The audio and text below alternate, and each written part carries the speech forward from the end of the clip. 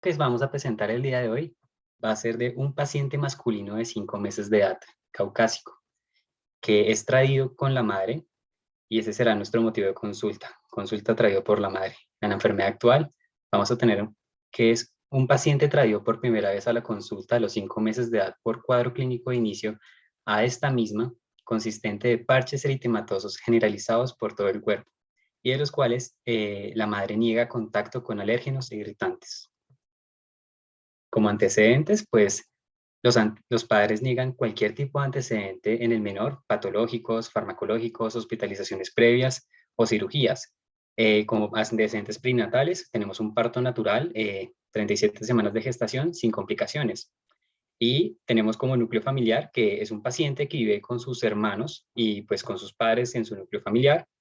Y como antecedentes inmunológicos tenemos un paciente que está con su programa de vacunas al día y que no hay antecedentes de conexiones previas con el sector de la salud.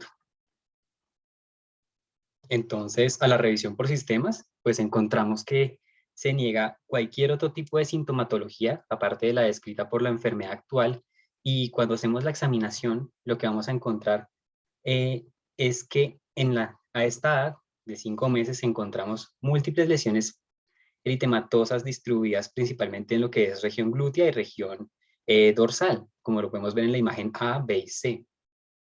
Son lesiones que no son dolorosas, simplemente son eritematosas y no hay secreciones ni muestras de lesiones profundas. Entonces, ¿qué se hizo en este caso? La primera sospecha diagnóstica fue un trastorno dermatológico primario con los diferenciales de una epidermiolisis ampollosa congénita o adquirida, o una forma de pemfigoide ampolloso, o cualquier otro tipo de enfermedad cutánea que pueda asociarse a ampollas. Principalmente se pensó debido al inicio tan temprano de la enfermedad. Y aquí fue donde el equipo formado por el pediatra que atendía este caso consideró prudente iniciar una biopsia de piel en la cual se encontró infiltrados granulocíticos polimorfonucleares tenues. ¿Pero eso a qué lleva? A que con esa biopsia no se descarte y se deje pensar en trastornos dermatológicos primarios. Entonces, eso lleva a que de una vez, considerando ese diagnóstico histopatológico y el cuadro clínico tan inespecífico, se considere el diagnóstico de una posible enfermedad autoinflamatoria, lo que llevó a una serie de investigaciones que llevarán a pensar en una forma de trastorno autoinflamatorio llamado SIDE o Systemic Autoinflammatory Disease. Entonces, ¿qué es el SIDE? El SIDE básicamente es un grupo de patologías que tienen una etiología genéticamente definida, sin embargo la patogenia no es del todo clara. La diferencia con la autoinmunidad, pues es que son trastornos basados a través del sistema inmune innato, principalmente con células como macrófagos, neutrófilos o monocitos, principalmente los que encontramos en la biopsia de piel, y pues que encontramos es un daño principalmente mediado por neutrófilos. Si bien existen formas genéticas, y es lo que llamaba la atención en este caso, como lo podían ser el caso del factor de necrosis tumoral por síndrome periódico asociado o TRAPS, también se sospechaba una forma indiferenciada o una forma de fiebre mediterránea familiar por el tema de ser caucásico. Y también pues el SIDE se conforma por una serie de brotes inflamatorios recurrentes de fiebre, erupción cutánea, artritis, esclerositis y afección de órgano blanco, lo que motivó a su investigación. Posterior a este diagnóstico primario, ocurre que a los 8 meses de edad la madre informa que presenta hematuria macroscópica, una sangre fresca clara en la orina asociada a una diarrea sanguinolenta y una presencia de epistaxis. Posteriormente informa picos febriles, principalmente cuantificados con una fiebre de 39.5 grados en un tiempo de 1 a 3 días de evolución y cada 2 semanas un aumento mayor de las lesiones cutáneas eritematosas que hemos visto previamente. Posteriormente, a los 12 meses, se presentan lesiones cutáneas ulcerativas y dentro de esas lesiones primarias y también en áreas donde estaba previamente intacta la piel, asociado a una presencia de hinchazón en facial unilateral de forma súbita, asociado también a una anisocoria transitoria. Lo que estamos viendo en la examinación en estas imágenes es el examen físico en este paciente de 12 meses actualmente, en el que encontramos en la imagen B esas excoriaciones, esas ulceraciones asociadas a esa inflamación súbita de la cara a nivel derecho, como lo podemos ver en la imagen H, y en la imagen G encontramos esa anisocoria transitoria a nivel del ojo izquierdo. Entonces, ¿qué ocurre a los 16 meses de edad posterior a ese cuadro tan florido? Que esas lesiones ulcerosas empiezan a ser necrotizantes o se empiezan a deteriorar. Cabe recalcar que en este momento, a esta edad, ya se han realizado múltiples estudios que ahorita vamos a ver más adelante, en los cuales incluimos la punción con médula de aspirado de médula ósea y pues la aplicación de las vacunas correspondientes al plan de vacunación de este niño, que pudieran haber favorecido esta irritación local también. Pero entonces, a los 18 meses de edad, pasan a ser lesiones no solo a nivel generalizado de la piel, sino también en áreas como palmoplantar. Y lo otro que encontramos es que esas áreas que antes estaban ulceradas o escoriadas, empezamos a encontrar una forma de cicatrización. Entonces, esos defectos profundos de la piel, hay que recalcar que pudieron haberse desarrollado secundario y iatrogenia a intervenciones médicas, como lo pudo haber sido la aspiración de médula ósea o las inmunizaciones, y que probablemente pudieron haber sido interpretados como parte de ese fenómeno de patergia. Sin embargo, aquí estamos viendo en la examinación de los 18 meses esas lesiones ampollosas ya presentándose en lo que es región palmoplantar y que desaparecen en algunos casos sin dejar cicatrices a las 2 semanas de intervención. Entonces, ¿qué conducta se tomó con este caso? Y es, debido a la sospecha de haber sido un posible trastorno autoinflamatorio, como lo es un SAID, y principalmente orientándose a una forma genética como lo es el TRAPS, el equipo de salud, ya conformado por dermatología y pediatría, consideran un tratamiento fuerte o agresivo de inmunosupresión a base de prednisolona, acetropina, dapsona, anquilina, ibuprofeno y hidroxicloroquina. Sin embargo, a pesar de este fuerte conjugado de inmunosupresores y antiinflamatorios, los síntomas siguen persistiendo y no hay una mejoría aparente del cuadro clínico del paciente. Entonces, si bien el diagnóstico de SAID fue uno de los primeros que se sospechó y uno de los primeros propuestos por dermatología, ya que la presencia de la fiebre y los síntomas cutáneos son típicos de esta entidad, nos lleva a pensar en qué tipo de paraclínicos ustedes consideran que se pueden tomar en este momento o que ya se han podido haber tomado. A continuación les va a aparecer una pregunta, un cuestionario de Zoom, y la idea es que marquen qué paraclínicos ustedes consideran que son pertinentes para este caso. Cabe recalcar que pueden escoger más de uno. Vamos a ver un tiempo de 1 minuto.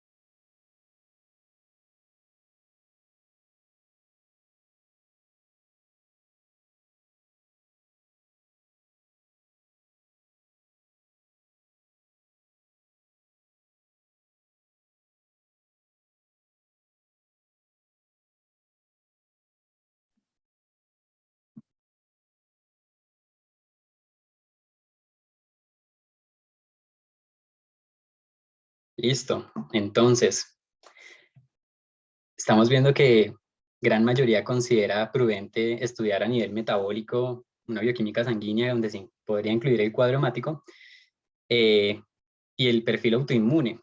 Sí, me parece excelente. Cabe recalcar que apenas 38% considera el examen de la vista, a pesar de que el paciente presenta una anisocoria. Pero listo. ¿Qué ocurrió en este caso? Realmente, todos esos paraclínicos fueron los que se tomaron para estudiar este cuadro clínico tan atípico. Entonces, por mencionar algunos de esos paraclínicos, se encontraba lo que era el examen de la vista por la anisocoria, estudios metabólicos. También se sospechó la presencia de un trastorno asociado a leucotrienos. También se sospecharon las biopsias de piel, los estudios de imágenes que se encontraban, pues, estudios a nivel de ecografía abdominal, resonancia magnética, ecocardiograma, todo esto con fin de encontrar el foco, pues, algo asociado a este cuadro clínico tan atípico. Sin embargo, a pesar de todos esos paraclínicos, todos resultaron ser anormales o negativos. Digo, normales o sin alteraciones.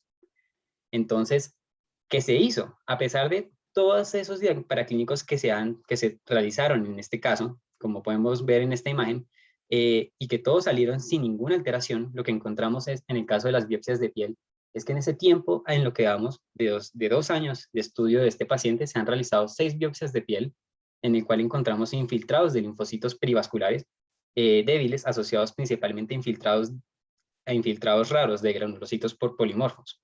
Entonces, ¿qué se concluye? Que tenemos paraclínicos con resultados negativos que no se nos está comprobando la teoría de que sea autoinmunidad o una inmunodeficiencia primaria o algo autoinflamatorio. Entonces, si el problema no está en el organismo, entonces, ¿qué es? ¿Qué podría ser? Algo externo. Entonces, es aquí cuando el equipo de salud considera prudente el pensar una irritación mecánica o algo iatrogénico externo. Entonces, se procede a hacer investigaciones. Imagínense como un episodio de Doctor House, en donde envía a sus colegas a investigar la casa del paciente. Así pasó. Se realizaron múltiples visitas domiciliarias intentando buscar en el ambiente del hogar ese posible factor externo o tóxico que pudiera estar generando la irritación de la piel. Y se buscaron activamente los posibles contaminantes o aquellos, incluso metales pesados presentes en el hogar, y en el cual se intentó descartar tanto etiologías como plantas, insecticidas, jabones, detergentes o incluso mercurio o otro tipo de metales, y a partir de 5 ingresos, con el fin de esclarecer ese tipo de alérgeno o irritante desconocido. Entonces, a pesar de la amplia sospecha sobre ese posible contaminante, se sigue sin tener una respuesta clara al por qué pudo haber pasado. Entonces, se toma una nueva conducta y es ante el de haber descartado la patología intrínseca, se decide otra vez una nueva internación. Se decide internar al paciente durante 3 semanas para hacer una observación mucho más exhaustiva en la cual los padres pues dan su consentimiento y aprobación para el procedimiento. Y en este tiempo en que los síntomas permanecen, surgen 2 hallazgos que despertaron una alta sospecha. Uno, la presencia de una midriasis unilateral reversible que no es reactiva ante la aplicación tópica de tilocarpina al 1% y que no es explicable por otra causa. Y lo segundo es la presencia de una lesión ampollosa en piel que era previamente intacta. Entonces, ¿eso a qué nos lleva? Nos lleva a lo siguiente. Y le va a aparecer una nueva pregunta y es que consideren qué impresión diagnóstica queda ya una vez considerando todo lo que hemos visto. Tenemos 1 minuto para intentar resolver esta pregunta.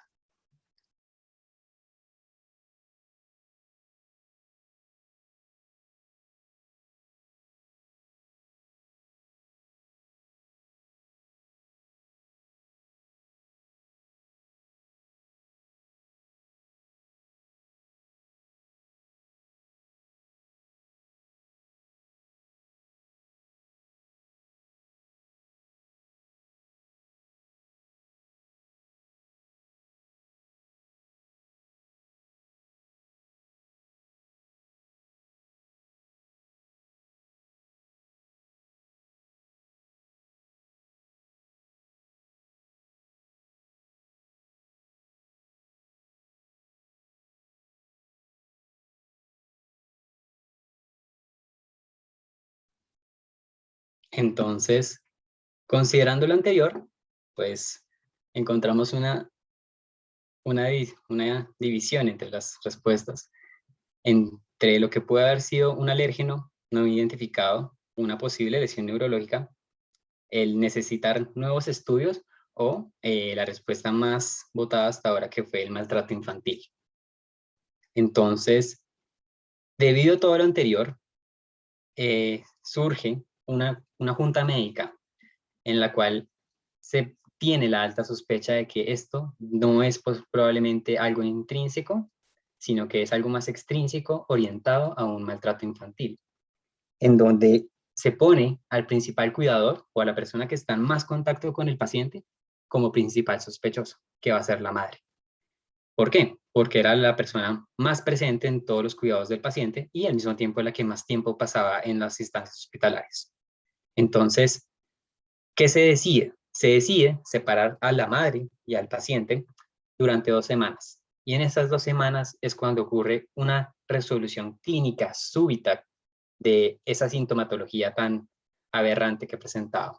Por otro lado, ante esa decisión y ante la sospecha por parte del equipo de salud, los padres consideran esto como una mala noticia o casi que una ofensa y deciden contactar a las autoridades, en este caso a la policía, para denunciar que un posible autor desconocido es el culpable de esta sintomatología.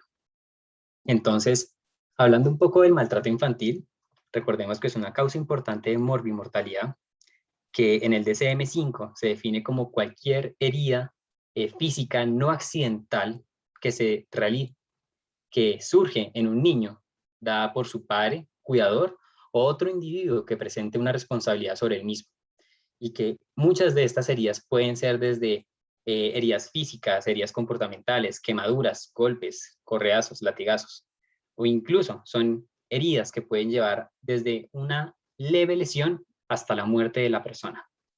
Y que en muchos casos esta es una entidad muy subdiagnosticada. ¿Por qué?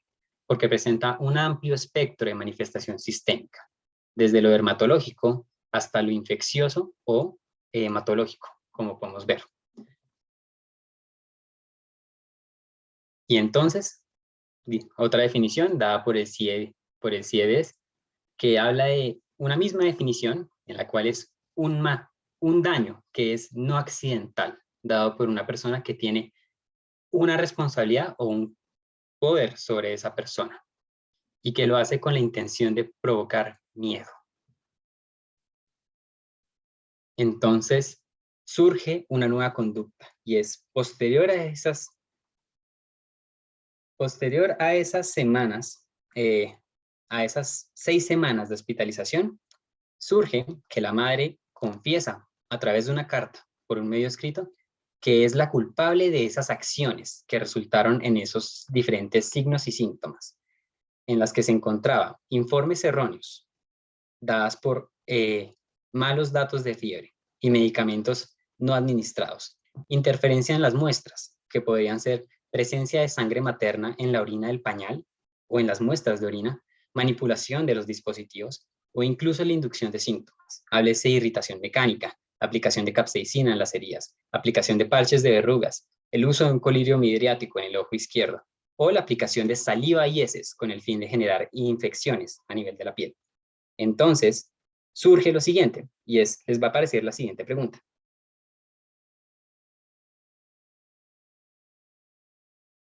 Y es, considerando lo que hemos visto, ¿cuál creen que sea el posible diagnóstico de este paciente?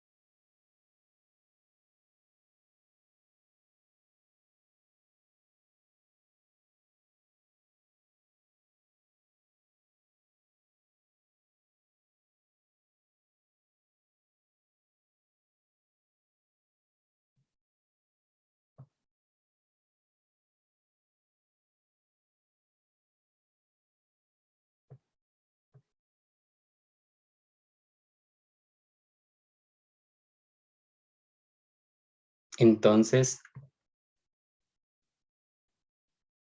antes de discutir cuál será el diagnóstico, vamos a seguir adelante y en un momento pues daremos la respuesta. Pero eh, el trastorno es una forma de falsedad sobre la clínica. Entonces, ¿Qué ocurrió? Retrospectivamente, el pediatra de atención primaria informó que durante un mes se presentó la madre con el hijo en alrededor de 12 visitas, en las cuales la clínica no era del todo alarmante y que en la que se encuentra que hay una duda si en lo que realmente hay una ganancia secundaria para la madre en el llevar al niño tantas veces a consulta. Y por otro lado, es que la familia, a pesar de la acusación o la sospecha de maltrato, decide no buscar acceso en otro tipo eh, de segunda opinión médica. Entonces, aquí encontramos en esta tabla todas las manifestaciones que presentaba el paciente y las explicaciones dadas por la madre que fueron la causa de cada una, como ya hemos mencionado. Entonces, el trastorno facticio. El trastorno facticio no es más que una invención, producción o falsificación de unos síntomas que pueden ser desde físicos hasta psicológicos, en el cual tenemos el rol de un paciente. El paciente es consciente de sus conductas y es completamente voluntario. Se caracteriza por una planificación, pero por una incongruencia en sus acciones. Entonces, el DSM lo describe como un trastorno autoimpuesto en la persona, en la cual se caracteriza por el criterio A, una falsificación de esa clínica física o psicológica que puede llevar incluso a la inducción de daño o enfermedad en la persona misma, y en la cual hay una reacción exagerada en la cual se muestra una imagen que nos lleva al criterio B. Se presentan a los demás como enfermos, con el fin de generar lástima. E incluso con esta imagen de enfermo, lo que muestran es un comportamiento engañoso, en el cual a veces incluso la recompensa o el motivo secundario no es muy obvio, que sería el criterio C. Y el cual, el último criterio, es que no hay otra explicación que nos haga pensar en qué podría causarlo. Háblese, por ejemplo, un trastorno delirante o un trastorno psicótico. Siguiente. Sin embargo, el diagnóstico, en este caso, y el que se decide con la junta médica, es que a los 3 años se establece firmemente el diagnóstico de síndrome de Munchausen por poder o Munchausen by proxy, una forma de Munchausen por poder por imitación de una enfermedad autoinflamatoria sistémica, en los cuales nos basamos en 2 puntos muy importantes, y es la evidencia de la separación de la madre y el hijo, que lleva a una resolución espontánea, súbita de esa clínica de manifestaciones en la piel, de sangrado o de infección. Y, por otro lado, que tenemos la confesión escrita por la madre. Entonces, ¿qué es el síndrome de Munchausen por poder? Y aquí va un poquito de historia. Una vez existió un ficticio varón llamado von Munchausen, un varón alemán que era paje en 1720 del duque de Brunswick en Luneburgo. Y este hombre decide ir a la guerra. Y tras volver de la guerra, se convierte en un narrador de sus míticas o hazañas imaginarias, casi que fábulas, como el cual destaca el haber cabalgado sobre la bala de un cañón disparada o el haber viajado a la luna. Entonces, a partir de este personaje mítico, se da el nombre a esta enfermedad. ¿Qué es el Munchausen? El síndrome de Munchausen por poder. Es una enfermedad fabricada o inducida que entra dentro de los trastornos facticios y es dada por un poder de alguien, de una persona que tiene poder sobre el paciente que sufre esa enfermedad, o incluso un abuso médico. Es una variante del síndrome del niño maltratado, en el cual el daño es realizado por el cuidador, que genera una condición médica exagerada, fabricada o inducida, que es lo que vemos en este caso, y que el perpetuador o el agresor tiene un conocimiento o un vínculo con el sector médico. En este caso, pues la madre no tiene relaciones con el sector médico, pero conoce y sabe cómo manipular la sintomatología. Y que en este caso, el agresor, ya en el caso de, por ejemplo, lo que puede ser la madre, es que este tipo de agresores pueden presentar enfermedades somatomorfas, trastornos facticios, rasgos o trastornos de personalidad, o incluso pueden ser simplemente con fines de obtener una atención o recaudar una recompensa, como lo puede ser una recompensa económica sobre la enfermedad.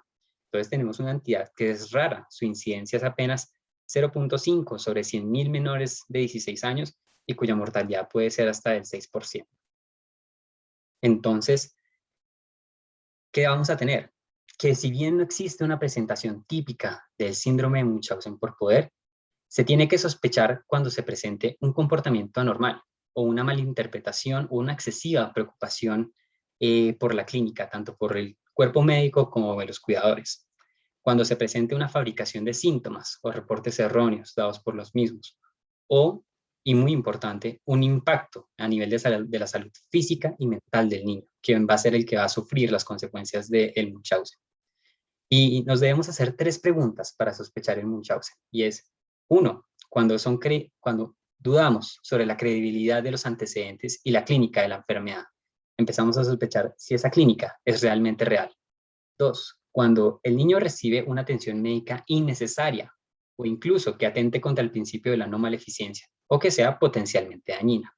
Y 3, ¿quién está impulsando estas evaluaciones y manejos excesivos o incluso deleterios? Es ahí, con esas 3 preguntas, cuando empezamos a sospechar el Munchausen.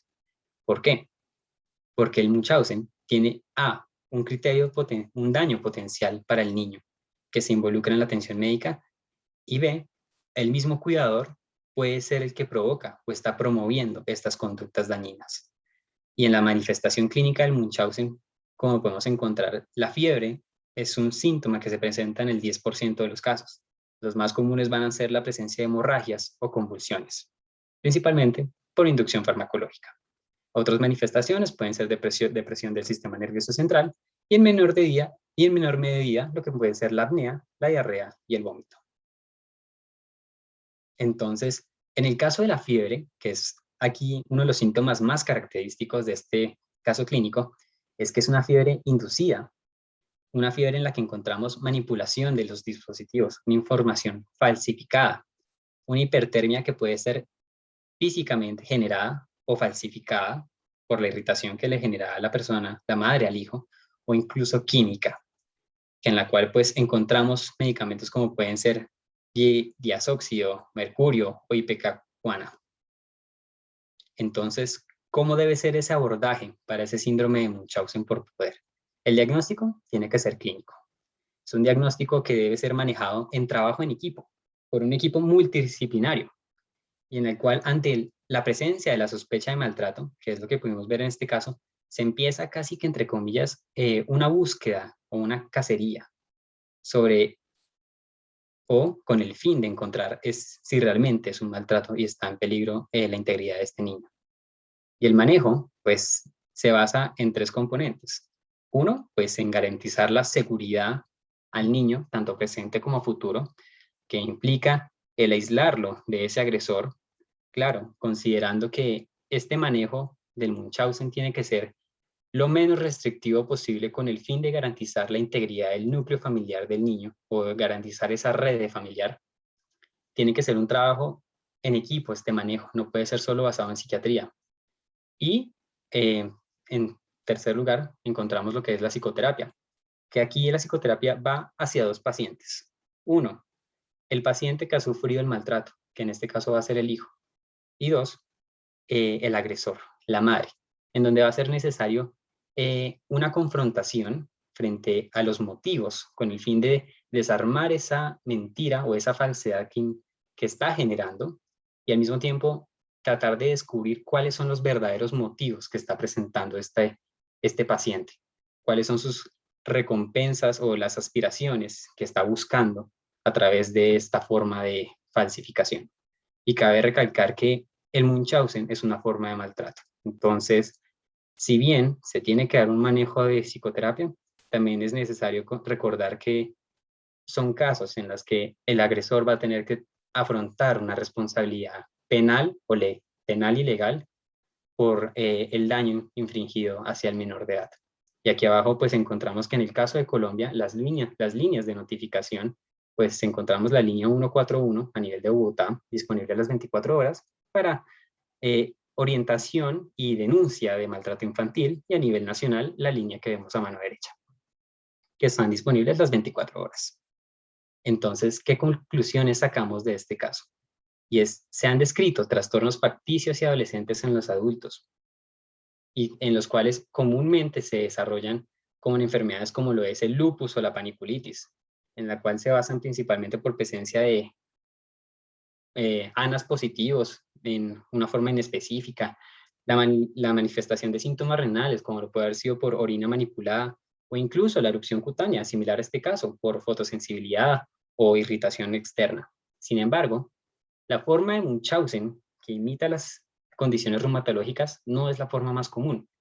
De hecho, un reporte de caso similar en el 87 hablaba sobre una menor de 7 años que había presentado un cuadro de fiebre de origen desconocido posterior a una fiebre remitente de 6 días y que había sido tratada con una enfermedad de Still. Sin embargo, la paciente empieza a presentar asma, otitis media purulenta crónica y una midriasis unilateral asociada a una diarrea y vómito. Y en este caso, pues se concluye que es una forma de intoxicación secundaria teofilina, eh, junto con los malos tratos generados por la madre, que también era la perpetuadora en este caso. Pero la similitud está en que hay una causa externa y hay desde una mezcla de factores irritativos, una mezcla de intoxicaciones con sustancias con el fin de generar esta clínica. Ahora, hablando un poco en este caso específico, el tiempo para haber logrado el diagnóstico de síndrome de Munchausen por poder fue de 15 meses, en el cual pues cabe resaltar que hubo una interpretación un poco apresurada de la biopsia de piel y de la clínica, casi que un poco malinterpretada, que pudo llevar a favorecer ese cuadro clínico por la madre, y que pues si bien el síndrome de Munchausen por poder, el diagnóstico temprano es en muchas ocasiones complicado de realizar, pues cabe recalcar que hay que estar atento, se tuvo una mayor atención ante las acciones realizadas por la madre, que fueron las que levantaron las sospechas asociadas a la confusión diagnóstica por la clínica tan variada. Y es importante resaltar el manejo multidisciplinario, el manejo en conjunto con pediatría, psiquiatría, psicología, atención primaria, que fueron lo que permitió llegar al diagnóstico de Munchausen. Y pues la presencia y la sospecha generada por la ausencia de una inflamación no calculada durante la fiebre, la presencia de una midriasis unilateral sin causa aparente que resuelve de forma inexplicable y la presencia de lesiones cutáneas en piel que estaba previamente intactas, fueron lo que llevó a la mayor sospecha.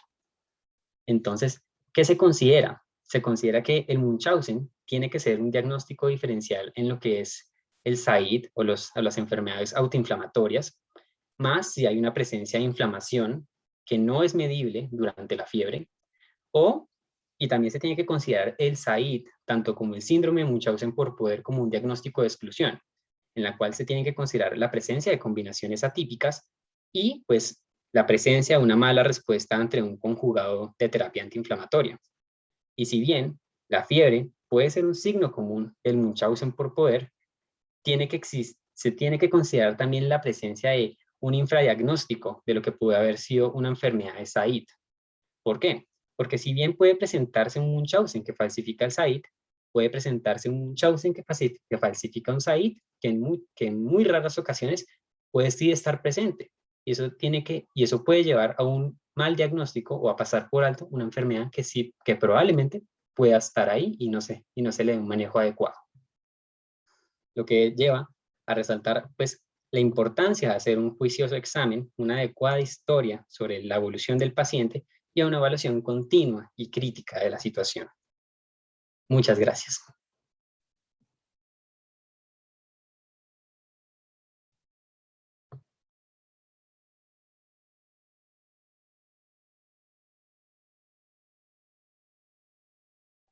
Muchas gracias, Nicolás. No sé si abrimos ya entonces esta sesión de preguntas o si la doctora también quiere hacer algún aporte. Está bienvenida. Bueno, yo quisiera hacer como un cierre del caso, ¿cierto? Para algunas cosas tengan en cuenta que es más fácil ser historiador que profetas, ¿cierto? ¿Mm? Pero había cosas que llamaban mucho la atención en esta cosa, que es que las lesiones de piel son casi patognomónicas en dermatología de maltrato infantil.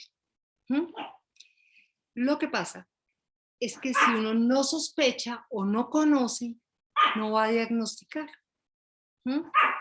Generalmente se presentan en superficies más grandes, con este tipo de situaciones. Además se hacen unas biopsias. Las biopsias corresponden claramente a daño de piel por fricción o quemadura. ¿Sí? Acuérdense de los neutrófilos y todas estas cosas.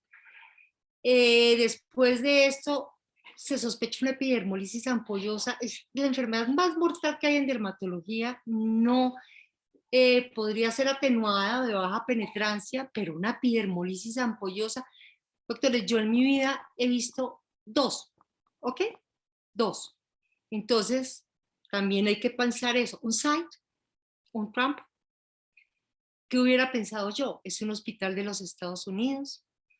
Site Trump es una enfermedad básicamente de los pueblos del Mediterráneo. ¿Cierto? No sé si ustedes sabían, ¿sí? Entonces me pondría a pensar, ok, ¿de dónde viene la etnia básica del niño? Los norteamericanos tienen que ver, depende de la ciudad, la mayoría de interacciones pueden ser que vengan genéticamente de Gran Bretaña, no son del Mediterráneo, latinos no son del Mediterráneo, tienen una migración italiana que sí es del Mediterráneo, tiene una migración judía que sí puede ser del Mediterráneo. Entonces tendríamos también que haber pensado eso. Son enfermedades bastante raras. Pero eso es como las ganas de ganarse el premio Nobel cuando uno comienza a pensar. Yo tenía un profesor en el Rosario de patología que decía, si usted oye trotes, galopes por fuera de su casa, no piense que son cebras, lo más posible es que sean caballos, ¿cierto? ¿Sí? Entonces, pero comienzan a hacer ciencia, ¿no? Epidermolisis ampollosa, un site, un Trump, no, pues son cosas súper sofisticadas, realmente súper sofisticadas. Entonces, primero hay que descartar los caballos para ver si llegamos a las cebras. Bueno, después yo quisiera saber varias cosas que pasaron en el examen. La fiebre, otra cosa que a mí me enseñaron, la fiebre no cuantificada no es fiebre hasta que usted no la cuantifique. Usted, ¿ok? Usted no la cuantifique. ¿Qué pasó con los parciales de orina? Es decir, uno no tiene una hematuria masiva y después el tracto urinario queda limpiecito. La hinchazón facial. Lo primero que me ocurrió con ese muchachito fue un palmadón y el madre no tenía que ver con palmadón, ¿sí? Pero se me ocurrió, a este chino le dieron un palmadón, ha venido 3 veces al hospital por ese tipo, no era tan difícil el diagnóstico si uno conoce el síndrome de maltrato infantil, ¿ok? Comienza a pensar, entonces las úlceras, el raspado de la herida, todo lo que uno ve en piel son ampollas, ampollas en palma y planta. Eso tiene que irse uno para otro diagnóstico dermatológico. Entonces, duran 2 años investigando, algo que, ok, pura ciencia, ¿no? Pura ciencia. Otras cosas que a mí me llaman la atención, ¿dónde está el papá? ¿Sí? ¿Dónde está el papá? No hay reporte de cómo se conformaba la familia, de qué pasaba con la señora. El subdiagnóstico del síndrome de Munchausen y del maltrato infantil es porque no se sospecha o se desconoce, o en nuestras formaciones como médicos casi no nos lo muestran. Casi no nos lo muestran. Ahora nos lo cuentan muy bien y todo, pero casi no nos lo muestran. Pero generalmente las personas que están en primera línea no sospechan. ¿Qué van a sospechar un Munchausen, no?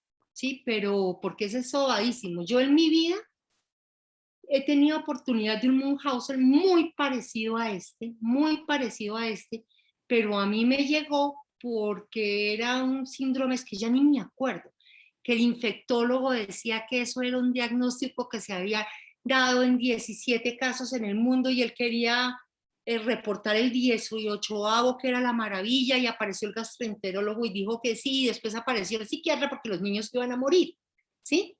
Yo no aparecí por maltrato infantil, aparecí porque había que preparar a los niñitos que se murieron. Sin embargo, resultó, después de muchos estudios y muchas cosas elegantes, un house por proximidad, ¿sí?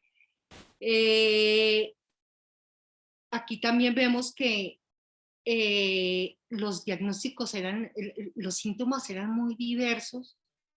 El medio hospitalario terminó siendo también maltratante por todo lo que se le hicieron.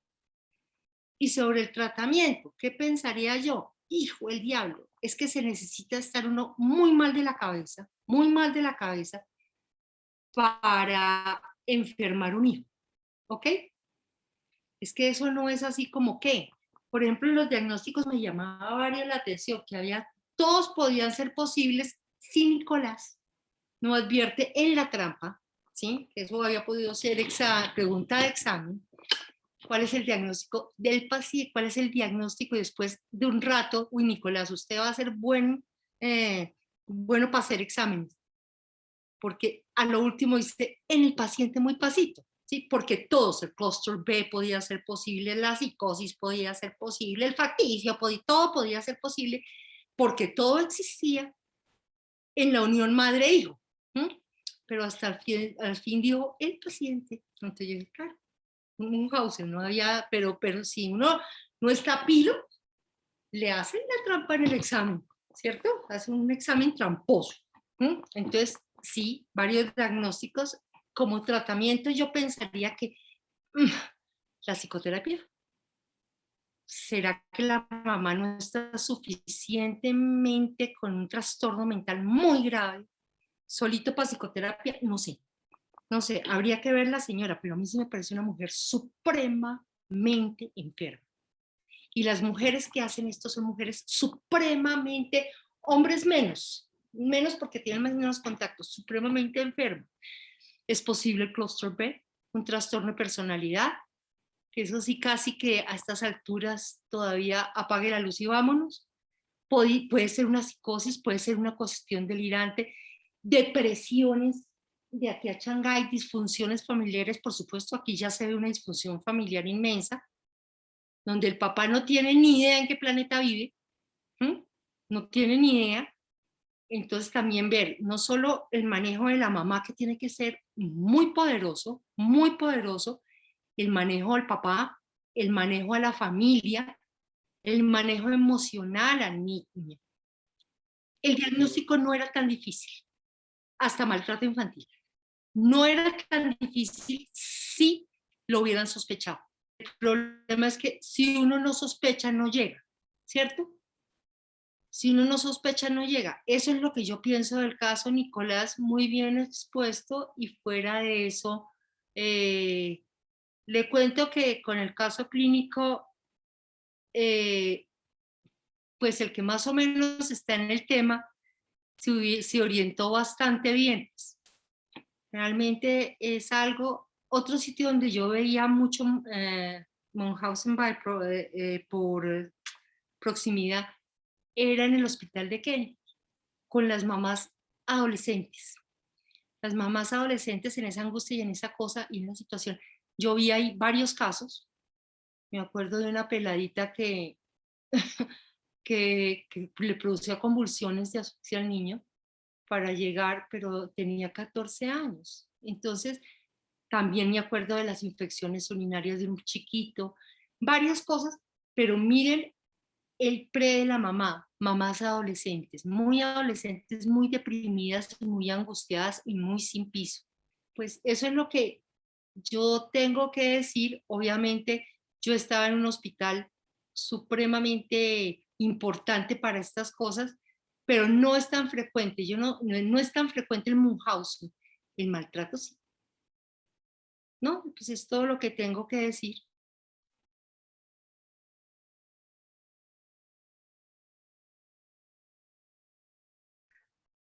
Muchas gracias, doctora. Si alguien tiene alguna pregunta, puede hacerla en este momento.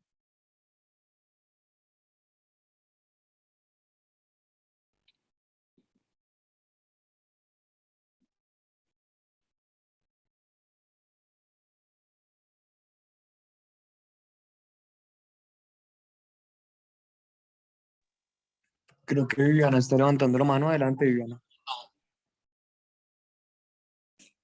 Gracias. Buenas noches a todos. Nicolás, muchas gracias por la charla, estuvo súper interesante. Y doctora, muchas gracias por el complemento. Yo quería preguntarle a la doctora si de pronto sabía, o pues si sabía de pronto cuál era la epidemiología de este síndrome, o sea, el Munchausen by proxy, la epidemiología. Como La qué tan, epidemiología en Colombia, o en, sí, es que creo que nunca he visto nada realmente de epidemiología, es como, bueno, no la he visto nada ni en epidemiología, Colombia ni en... no, en Estados Unidos Señor. lo que pone Nicolás, que es del 1.1, que es muy escasa.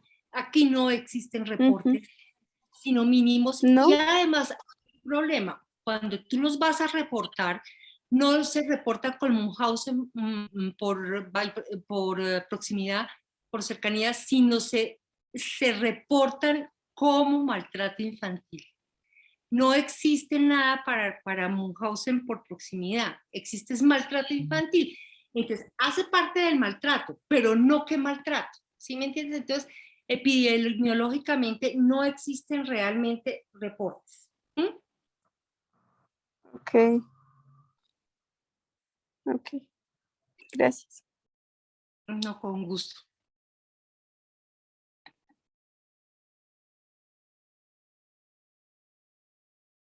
Dani. Buenas noches, doctora. Mi pregunta, pues ya no va tanto de lado de la psiquiatría, pues no sé, o sea, me da como curiosidad saber si este tipo de pacientes después en algún punto pueden quedar en una unidad de pacientes inimputables o cómo se maneja un poco esa parte como legal del maltrato en ese caso. Si la mamá o el agresor no tiene conciencia de lo que hace, sería inimputable. ¿Mm? Supuestamente si está psicótica, porque puede estar psicótica, y puede ser una psicosis subsindromática, ¿sí me entiendes? Que son psicosis que no son floridas como así. Con un buen abogado aquí todo es posible, ¿no? Eso sí, aquí el fallo depende del buen abogado que tengas. Pero sí, si la mamá está con trastorno mental mayor, podría ser inimputable. Doctora, pero en ese caso sería necesario como ver cómo está el juicio de realidad o únicamente, digamos, con el tema de la introspección, podría yo declarar, pues no obviamente yo, pero podría declararse a alguien inimputable. Eso se necesita un grupo de expertos, un equipo multidisciplinario y medicina legal. Quien declara la inimputabilidad, quien la sugiere es medicina legal y quien la determina es el sistema jurídico. ¿Sí me entiendes? Pero eso es un proceso duro, porque además es un proceso duro porque es muy utilizada. ¿Sí? Es muy utilizada que la persona está psicótica y toda la cosa, pero sí se puede lograr y en mujeres muy perturbadas, hablo de mujeres, yo nunca he visto un Munchausen pues el hombre también podría ser, pero por las situaciones es más difícil que sea el hombre.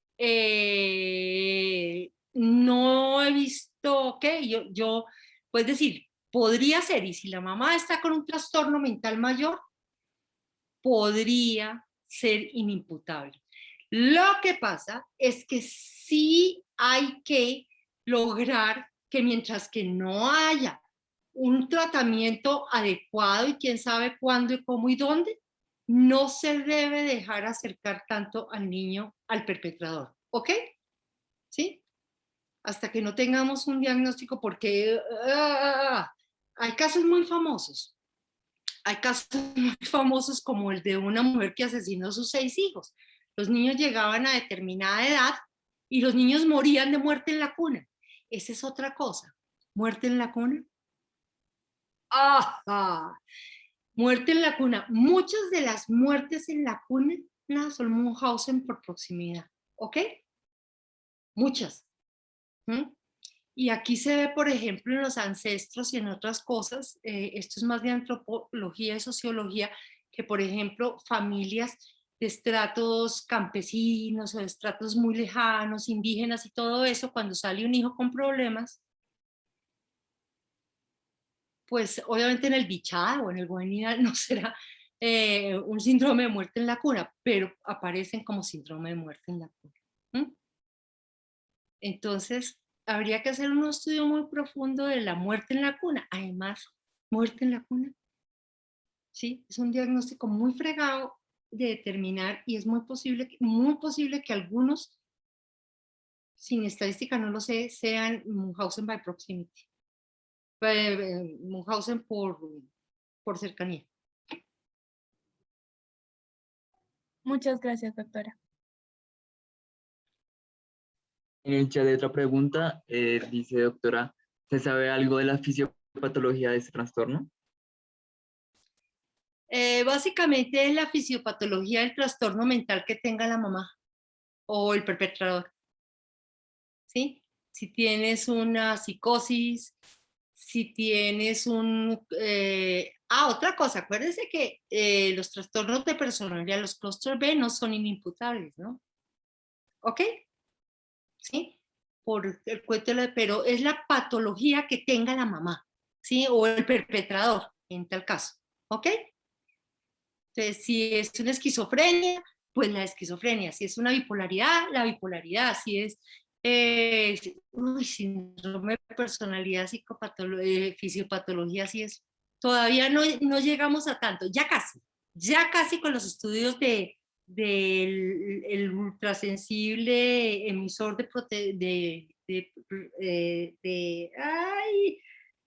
ya me mainé, de positrones, el ultra. ¿Sí? Léanse un artículo que, entre otras cosas, el que está más bonito es el de National Geographic, que se llama El color de las emociones. Eso ya estamos en esas. Bueno.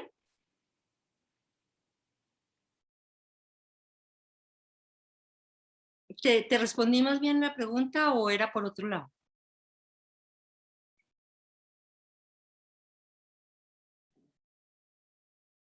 Santiago escribe que sí, doctora, que muchas gracias. Ok. ¿Alguna otra pregunta tiene alguien?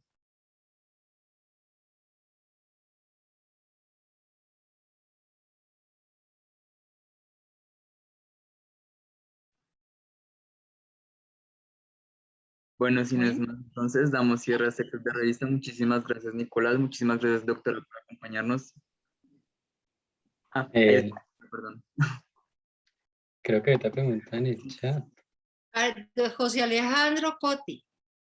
Dele, cuénteme.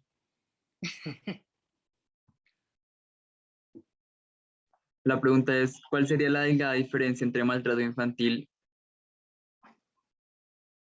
La diferencia entre maltrato infantil y el síndrome de Munchausen.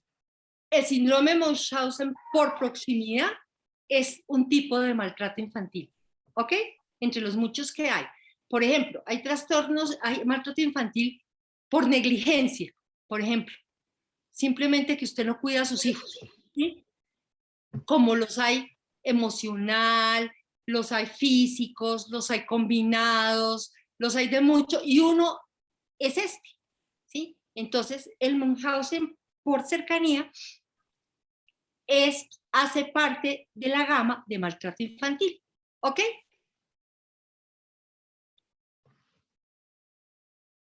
Listo. Y la otra pregunta es, ¿cuáles podrían ser las somatizaciones en un paciente tan pequeño? Bueno, para que veas que uno dice, ay, qué pregunta tan rara. Pues sí, no sé si el Munchausen, pero uno dice, ok, los niños tan chiquitos somatizan, sí. Por ejemplo, lo que tenemos con los dolores abdominales para ir al colegio, ¿sí? Lo que tenemos con las migrañas, cuando están realmente muy deprimidas, múltiples síntomas que comienza uno a averiguar.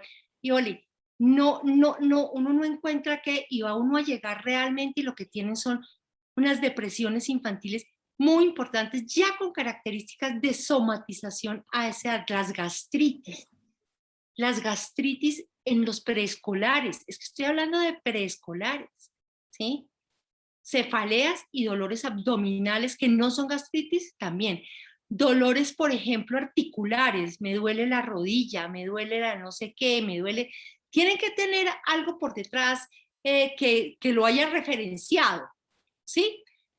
Pero ellos saben de alguna manera que eso causa que el hermano tiene migraña, la abuelita le duele las barrigas, las rodillas, todas esas cosas, y comienzan a somatizar desde muy chiquitos. Entonces, cuando un niño está somatizando, uno tiene que investigar por dónde va el trastorno de ansiedad, y muy frecuentemente unido a depresión, ¿ok?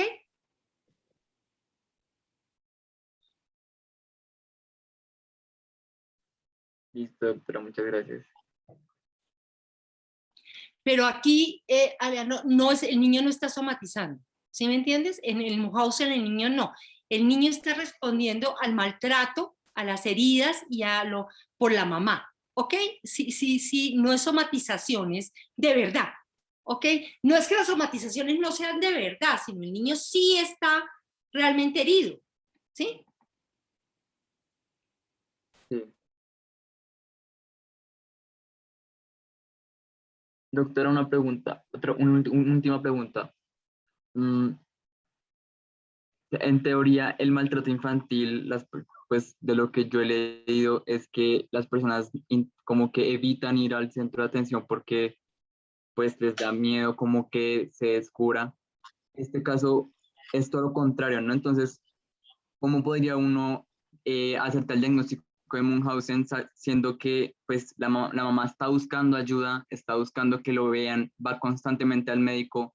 O sea, a mí se me hace pues como muy complejo cómo hacer ese diagnóstico, pues siendo que la mamá quiere que lo evalúen, que lo revisen, que le hagan todos los exámenes que quieren, ¿no? La mamá no está buscando atención para el niño, sino a través del niño buscando atención para ella. ¿Sí me entiendes?